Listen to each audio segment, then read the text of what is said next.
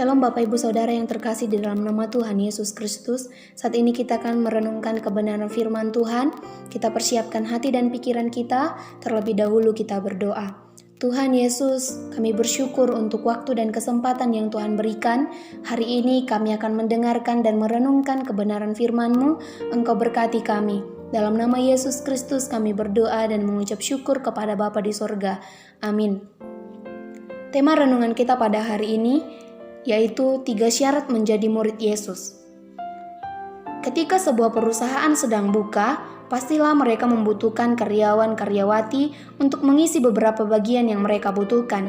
Biasanya yang kualifikasi dalam penerimaan yang diutamakan adalah didasarkan atas pendidikan, pengalaman kerja, dan usia. Berbeda dengan Yesus, ketika ia mencari para murid yang akan ditempatkannya sebagai pelayan Allah, Yesus tidak mengutamakan pendidikan, pengalaman pekerjaan, dan juga usia. Menurut Markus, untuk menjadi murid Yesus Kristus, kita harus melakukan 3 hal. Bapak Ibu Saudara yang terkasih, yang pertama yaitu menyangkal diri. Kata menyangkal memiliki arti tidak mengakui. Menyangkal diri berarti tidak mengakui akan dirinya. Dapat kita lihat dalam Lukas 14 ayat yang ke-26. Menyangkal diri di sini diartikan bahwa kita harus mengasihi Yesus Kristus lebih dari segalanya, lebih dari nyawa, orang tua, istri, suami, anak-anak, serta para saudara. Karena kita menyadari bahwa ketika kita disalib bersama Yesus, kita tidak mati, namun hidup, tetapi bukan lagi untuk diri kita sendiri, melainkan Kristus yang hidup di dalam kita. Dalam Galatia 2 ayat yang ke-20. Sebab Kristus telah membeli kita dengan harga lunas, sehingga diri kita adalah miliknya Kristus Yesus. Dalam 1 Korintus 6 ayat yang ke-20, sebab kamu telah dibeli dan harganya telah lunas dibayar, karena itu muliakanlah Allah dengan tubuhmu. Langkah yang kedua adalah memikul salibnya. Salib Kristus merupakan lambang penderitaan. Dalam 1 Petrus 2 ayat 21 dan 1 Petrus 4 ayat yang ke-13.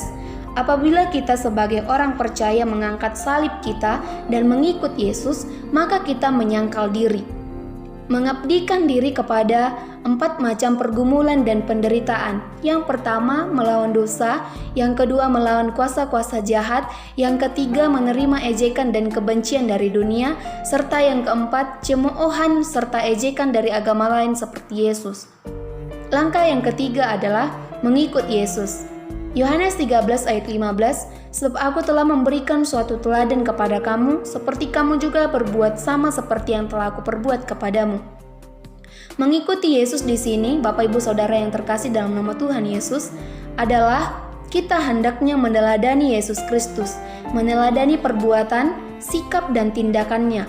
Dalam 1 Petrus 2 ayat 21, sebab untuk itulah kamu dipanggil, karena Kristus pun telah menderita untuk kamu dan telah meninggalkan teladan bagimu, supaya kamu mengikuti jejaknya.